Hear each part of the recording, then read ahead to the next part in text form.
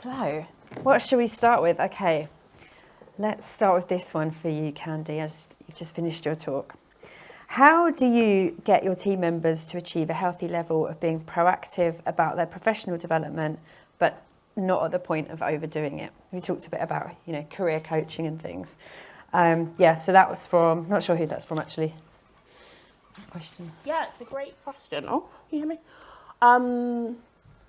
We have had a lot of conversations actually recently about what professional development means to you. And what I've really kind of come to understand is that often people can see it as like an add-on of their roles. Like, actually, I've been so busy on this, I haven't got time for X, Y, Z. So one thing we've been really thinking about is how can we make that tangible? So for me, professional development doesn't mean like you have to go off and do 20 courses, or you have to go to all the conferences, or you have to find all these opportunities outside of your workplace.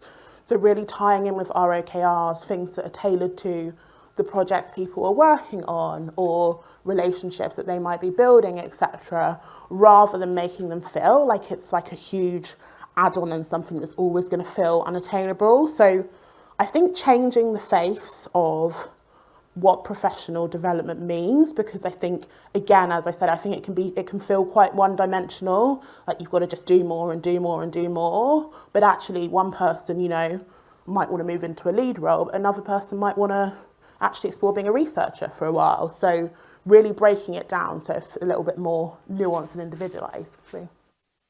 Thank you. Okay, question for Jen. You said in your excellent talk that confidence can be learned and practiced. I'm wondering if you have any examples to share of how you've learned and practiced confidence. That's from Amanda. Yes. Being on the stage. I am not someone who loves public speaking, and it's been years of really pushing myself outside of my comfort zone to build up that skill.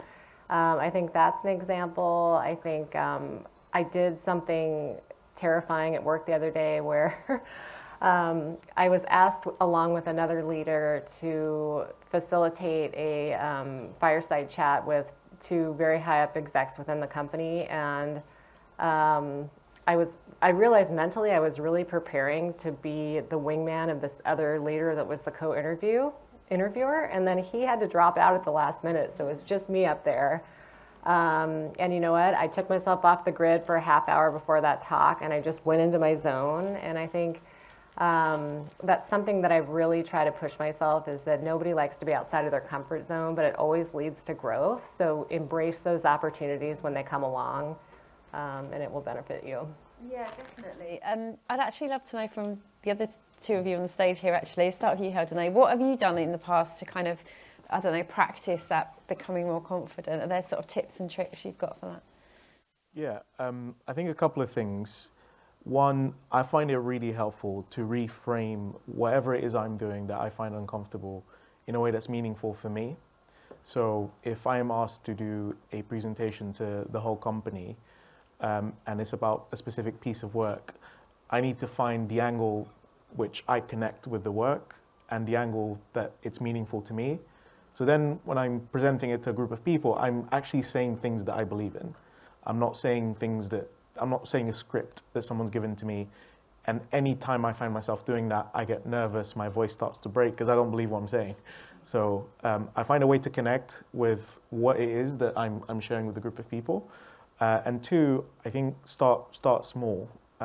You can see speakers up on the stage and you can think, wow, it'd be so great to have that level of confidence. But my first talk was a remote talk for Figma in 2020 during the pandemic, and it was me in my living room, a laptop. I finished the talk, closed my laptop, and I was on my own in the room. So that was a really small way to start public speaking, but now I'm on the stage and it feels natural. But if this was the first talk that I did, I would have found it terrifying. So start where you are and slowly ramp up to wherever you want to get to. Great. Candi, what are your tips? For coming out of your comfort zone. Yeah, and just building confidence. Is there anything that you've tried in the past where you're like, yeah, that's super helpful? Yeah, I mean, I would echo a lot of what everyone said. I'm quite a massive introvert, and I occasionally do the little Myers-Briggs again. And like every year I seem to get more and more introverted. I don't really know how that happens. So it doesn't come naturally to me at all to stand up on a stage, but I do always find it such a privilege to connect with other content people and hear their talk. So I always think of it in two ways. Yes, it's going to be really nerve-wracking, but I'm also going to get to hear loads of amazing talks as well. And I think actually one of the reasons that I started doing this is because, to Mario's point on community, I wasn't really know that many other content leaders as well. So I think that's been really helpful from a confidence point of view. And I think I totally agree on putting yourself out of your comfort zone, and it does bring growth, even though at the time it can feel actually disgustingly icky. Yeah, definitely agree with that. Okay, thank you. I've got a question for Heldiney from Sarah. How do you create space for the kind of listening you learned at Samaritans in your work life? What do you do when that kind of deep listening feels odd and you're, in a fast-moving or quick-paced tech company? Might feel against the kind of norms. That's a really great question. I think that there are at least two angles I see that from. The first angle is it's in the question itself. Being a great listener, applying your listening skills isn't always the best thing. And that may sound strange, but there are moments where actually what's most valuable in the context that you're in is for you to share a really useful thing that you have context in that someone else doesn't, for you to speak up and to share a perspective that actually will help others and will unlock progress in some way. So it's something that I had to learn over time as I started developing my listening skills. I thought this is such a superpower. I'm just going to listen all the time. And I realized, I should have said something then. Oh no, this has gone too far. I should have spoken up a bit more. So listening isn't always, it's a tool like many tools, people speaking about AI earlier. It's just one of the things in your toolbox. You need to know when it's the right time to use it. But actually, to the point around working in a fast-paced tech environment, actually listening can sometimes be a really positive counterforce. In a room where lots of people are talking, everyone's trying to be noticed, everyone's trying to be the person that said the really important thing that everyone paid attention to. You just listening to what everyone is saying and then waiting for the right moment to summarize what everyone said and to make it in a really powerful, to summarize in a really powerful way that creates a path forward, or to just pay attention to something really important that one person said. It can be a really positive unlock for progress in ways that in the tech space, sometimes it can be a really positive counterforce. Great answer. Question for Jen. So how do you get seen by execs when you don't physically get time in the same space because you work remotely? Oh, that's a good one. I can speak for Netflix. We are hybrid, and we do encourage people to come in. I would say at least once a quarter cadence.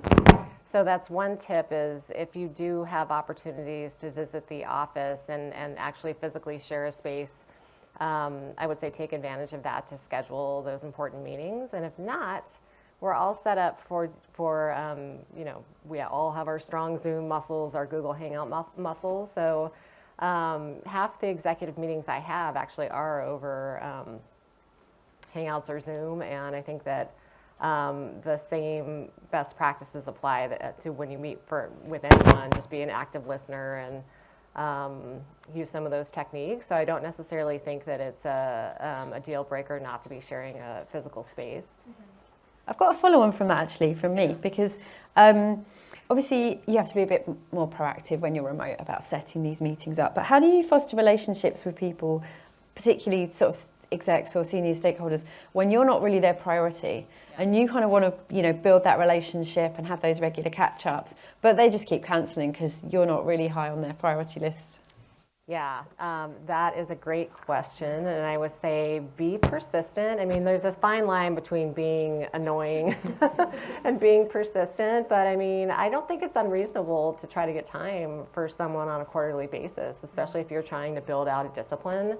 And so I think just making sure that you're being very clear on the intention for the meeting. Don't just blindly say a catch up, but really tying it to those business priorities and tying it to the things that that they find are important. If you know there's a couple of pet projects, say I would love to talk to you about how my team is contributing to X, Y, and Z. That would be my tip. Yeah, and I know it's tough to put yourself out there, and a lot of teams, these meetings do get postponed or rescheduled, and I found a lot of times I'll have a quarterly meeting and it gets pushed so far that we end up canceling it because the next quarter is rolling. But I think just staying on it and trying to get that face time however and wherever you can carve it out is important. Keep going. Candi, I've got one for you actually, which is, you talked about the days where you only have 50% to give. How do you deal with kind of self-doubt and self-reproach on those kind of days? Yeah, it's a brilliant question, an absolutely brilliant question. I think that it's such a mindset shift, right? I think the self-doubt comes from expecting that you need to give 100% every day. And I think for me, I've really found understanding my energy levels really useful. I am a person who needs a degree of focus time, and that is incredibly hard, not just as a leader, but I think in most organizations now. So really carving that out, because I think otherwise you get into this spiral, which is actually completely reasonable to be I've been in meetings back to back for a whole week and then feel bad it's completely understandable that you wouldn't have got the work that you wanted to done then. So I think actually really reframing how you think about it, because I think if you feel I need to give 100% in the same way every time, then that can bring up a lot of self-doubt. Whereas when you kind of reflect, actually, I could take carving out, say, I'm using an example from my head, carving out a couple of focused hours to get something done, that is still, as effective, absolutely, as spending your day in meetings all day. So I think it's a mindset shift. It's definitely something over time. I really don't think that there is a overnight switch for self-doubt, but I do think that we have to really look at the systems as well there, because I think, I don't want to get all woo-woo, but I think we are often conditioned to feel like we need to be giving 100% and more and more and more and more. So I think all of that unlearning and actually really thinking, I have this amount of my time at work and this is what I can give and this is how I'm going to approach it as much as you can is so important. Yeah, definitely. I'm going to ask this one to all of you because it's just funny, it made me laugh. What if you've got really good access to your manager, but you're just not getting any leadership vibes from them?